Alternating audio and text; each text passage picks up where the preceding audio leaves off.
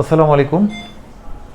32 বছর বয়সীর একজন লেডির আমরা আজকে টামি টাক সার্জারি এবং হিপ লাইপোসাকশন করতে যাচ্ছি।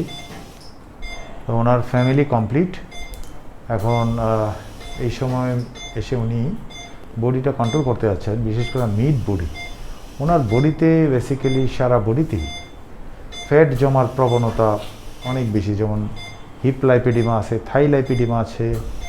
এই যে দেখতে পাচ্ছেন যে হিউজলি স্যাগিং অ্যাবডোমেন, তারপরে এই যে অ্যাবডোমেনের আপার অ্যাবডোমেনগুলোতে কয়েকটা জায়গায় একদম ফোকাল সয়েলিং হয়ে আছে। এটা বেসিক্যালি মানে ফ্যাটের ম্যাল ডিস্ট্রিবিউশন, এবং কোনো জায়গাতে কম আছে, কোনো জায়গাতে বেশি আছে। এই জন্য যে জিনিসটা হয়েছে যে মিড বডির যে শেপটা, এটা একদমই কাঙ্ক্ষিত একটা শেপ না।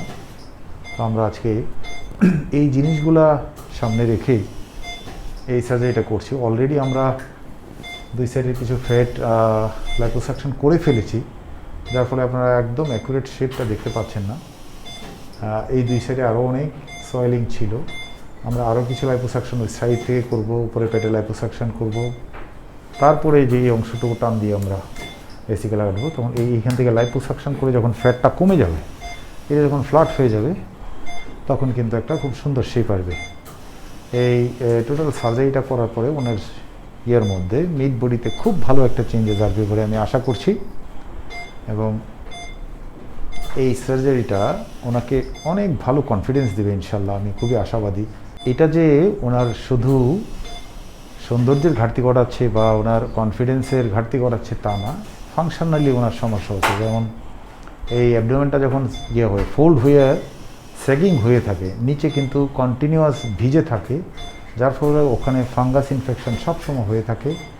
এইটাও একটা ওনার একটা কনসার্ন। এবং উনি বললেন যে আমি বেসিক্যালি সালোয়ার কামিজ পরি না প্রায় 10 বছর যাবত।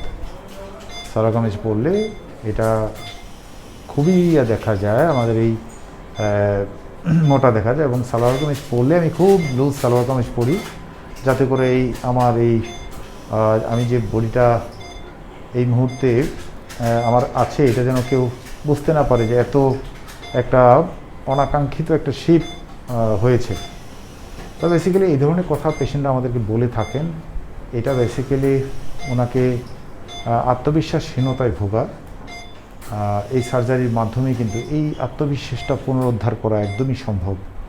তো আমরা এই সার্জারিটা করতে যাচ্ছি এখনই। আশা করি যে ওনাকে একটা সুন্দর শেপ দিতে পারবো ইনশাল্লাহ।